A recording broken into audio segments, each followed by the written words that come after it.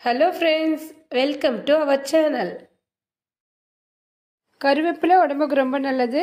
கருவேப்பிலை பொடி எப்படி செய்யுதுன்னு பார்க்கலாம் வாங்க. 2 கைப்பிடி கருவேப்பிலையை நல்லா கழுவிட்டு நிழல்லையே காய வச்சு எடுத்துடலாம்.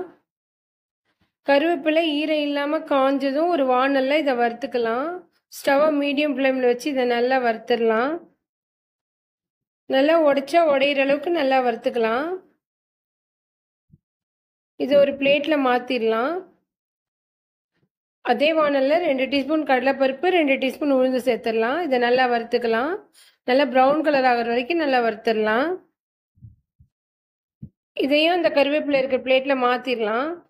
நம்ம காரத்துக்கு ஏற்ற மாதிரி காஞ்ச மிளகாய் சேர்த்துக்கலாம். ஒரு 5-6 காஞ்ச மிளகாய் சேர்த்துருக்கேன். கூடவே 2 டீஸ்பூன் மல்லி சேர்த்துடலாம். இதையும் நல்லா வறுத்துக்கலாம். ஸ்டவ்வை மீடியம் ஃப்ளேமில் வச்சு இதை வறுத்துக்கலாம். மிளகாய் கலர் மாறிடக்கூடாது, தீஞ்சிச்சுன்னா டேஸ்ட் மாறிடும். இது நல்லா வறுபட்டதும் 1 டீஸ்பூன் சீரகம் 1 டீஸ்பூன் மிளகு சேர்த்துடலாம். மிளகும் சேர்த்துருக்கோம், மிளகாயும் சேர்த்துருக்கோம்.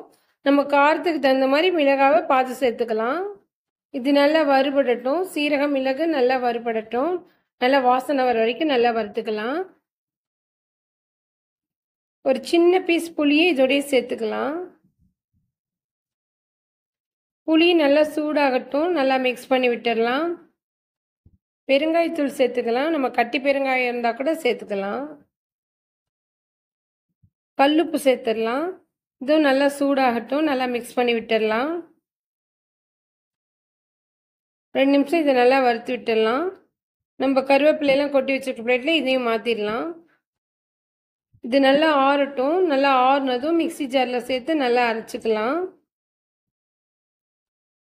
ரொம்ப டேஸ்டான கருவேப்பிலை பொடி ரெடி ஆயிடுச்சு. சூடான சாதத்தோட நல்லெண்ணெய் இல்லை நெய் கலந்து சாப்பிடலாம். ரொம்ப நல்லாயிருக்கும். நீங்களும் இதே மெத்தடில் ட்ரை பண்ணி பாருங்கள் ஃப்ரெண்ட்ஸ். நம்ம சேனலை இது வரைக்கும் சப்ஸ்கிரைப் பண்ணாதவங்க சப்ஸ்கிரைப் பண்ணுங்கள், லைக் பண்ணுங்கள். இந்த வீடியோ உங்களுக்கு பிடிச்சிருந்தா ஷேர் பண்ணுங்கள். தேங்க்யூ.